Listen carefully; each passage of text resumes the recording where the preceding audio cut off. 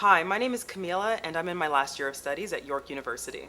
And I'm Cody. I'm a recent graduate from the University of Toronto, and we're here to talk to you today about the Molson Here's to My Choice campaign on safe driving. I'm a commuter student, so for me, it was a little different in terms of how I had to negotiate driving and alcohol. For me, I would have to think about how I was going to get home. As a commuter student, I would have to think about where I was going to stay, so making arrangements with friends was key priority. If that wasn't possible, then I would also think about getting a cab perhaps maybe for a ride home. And lastly, I would always think about if I were to drive, who would be the designated driver? Obviously myself in that case, so that my friends and I would definitely have a safe ride home.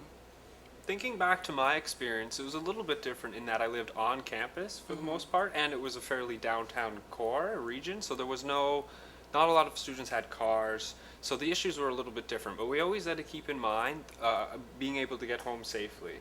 So, Right. for instance, I would always have enough change to get home on the transit, which meant I needed to know the schedule, when it closed, if it was reliable at night, and if it wasn't, I needed to make sure I had a place to crash.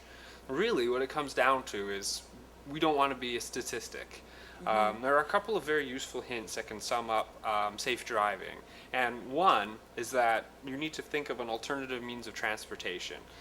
Under no circumstance, really, to be safe, if you've had alcohol, should you drive when it comes down to it. Right. So alternatives you can think of are, for example, 1-888 Taxi Guy, which is a national service where you can call in and get instantly directed to any local available taxis. Another thing to consider, like I said earlier, is the public transportation. So have the change, know the schedule, know the system. Also, as you mentioned, designated driver. So if you do have a vehicle, make sure someone is not drinking at all, that they're going to be committed to being a safe driver that evening. Exactly, and don't be afraid to take the keys away. Value the life of yourself as well as your friends and others, because you never know what's going to happen on the road. So again, here's to great nights out and safe trips home. Da da da da da!